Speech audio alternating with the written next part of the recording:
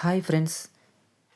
இப்போ நம்ம 1940ல் சென்னையில் ஒருத்தன் டான் மாதிரி சுற்றி வந்துட்டுருக்கிறான், பெரிய தாதா மாதிரி. என்ன ஆச்சோ தெரில, யார் கண்டுபிடிச்சோ தெரில, திடீர்னு ஒரு நாள் காலையில் ரத்த வெள்ளத்தில் மிதந்து கிடக்குறான் ரோட்டில்.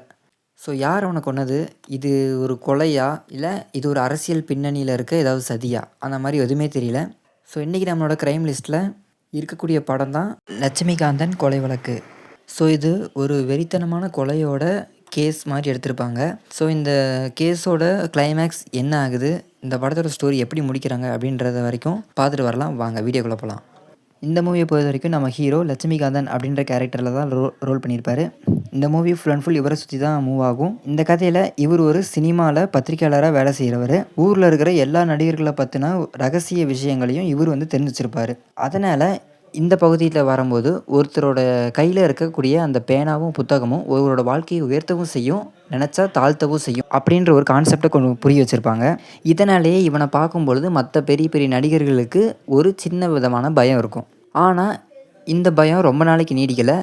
நம்ம ஹீரோ லட்சுமிகாந்தன் ஒரு குறிப்பிட்ட காலத்துக்கு அப்புறம் அவனோட எல்லையை மீறி தன்னோட அந்த பத்திரிகையாளர் வேலை மூலமாக அடுத்தவங்கள்ட்ட இருந்து எப்படி பணம் போடுங்கணும் அப்படின்ற மாதிரி ஒரு கெட்ட வழியில் அடுத்தவங்களை ஏமாற்றி சம்பாதிக்கணும் அப்படின்ற ஒரு முடிவுக்கு வராரு. இதனால் இவருக்கு தெரிஞ்ச சில ரகசியங்களை பற்றியும் அந்த மனுஷங்களை பற்றியும் பிளாக்மெயில் பண்ணுறாரு.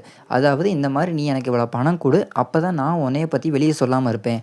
ஒருவேளை நீ பணம் கொடுக்கல அப்படின்னா உன்னோட மானத்தை எப்படியாவது நான் வாங்கிடுவேன் அப்படின்ற மாதிரி சொல்கிறாரு. இதனால் ஒரு கட்டத்தில் இவரை போட்டு தள்ளுறதுக்காக ஒரு டீமே ரெடி ஆகும். ஸோ அப்படி யாரோ ஒருத்தர் இவரை கொலை பண்ணுறதுக்கு முயற்சி பண்ணுவாங்க. அப்போது ஒரு நாள் லட்சுமிகாந்தன் படுகொலை செய்யப்பட்டுறான். இன்னொரு பக்கம் நம்மளோட போலீஸ் எல்லோரும் இன்வெஸ்டிகேஷன் தொடங்க ஆரம்பிச்சிடுறாங்க.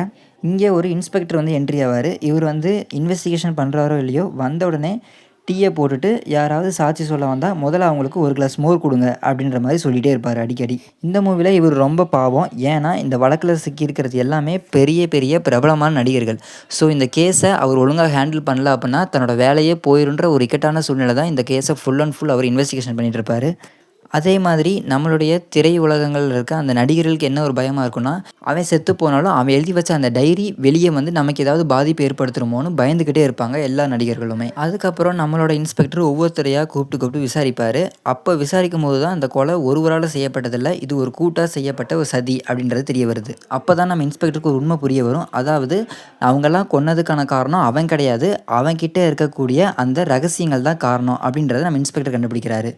அவங்க கொலை பண்ணதுக்கான காரணம் அவன் கிடையாது, அவன்கிட்ட இருக்கக்கூடிய அந்த ரகசியங்கள் வெளியே வந்துருமோன்ற பயத்தில் தான் அவங்க கொலை பண்ணியிருக்காங்க அப்படின்றது இன்ஸ்பெக்டருக்கு தெரிய வரும். இதில் ஒரு காமெடி என்னென்னா, அந்த கொலையாளியே போலீஸ் ஸ்டேஷனில் சார் அவன் செத்ததுக்கு நான் ரொம்ப வருத்தப்படுறேன் சார் அப்படின்ற மாதிரி சொல்லுவான். உங்களுக்கு ஏதாவது உதவி வேணுன்னா என் ஃபோன் நம்பர் வாங்கிக்கோங்க சார், நான் நீங்கள் எப்போ கூப்பிட்டாலும் நான் அதை எடுப்பேன் அந்த மாதிரி சொல்லுவேன். மூவி பார்க்கும்போது இது ஒரு காமெடி சீன் மாதிரி நம்ம கொண்டு காமிச்சிருப்பாங்க. மூவியில் இருக்கக்கூடிய ஒரே காமெடி சீன் இது ஒன்றா தான் இருக்கும். ஸோ இதுக்கப்புறம் ஒரு ட்விஸ்ட் வர ஆரம்பிக்கும். அந்த ட்விஸ்ட்டு முடிஞ்சதுக்கப்புறம் கொலையாளி யார் அப்படிங்கிறது நம்ம போலீஸ் கண்டுபிடிச்சிருவாங்க.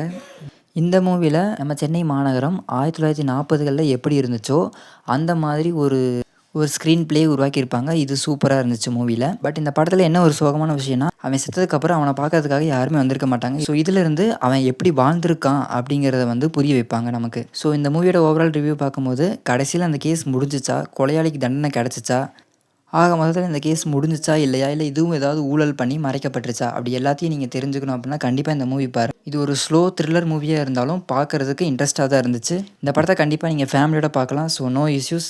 இது ஒரு உண்மை சம்பவத்தை அடிப்படையாக கொண்டு உருவாக்கப்பட்ட ஒரு கதை. இன்றைக்கி வீடியோ எப்படி இருந்துச்சு அப்படின்னு கமெண்ட்டில் சொல்லுங்கள். இதே மாதிரி வீடியோஸ் பார்க்க நம்ம சேனலை சப்ஸ்கிரைப் பண்ணிக்கோங்க. See you next video.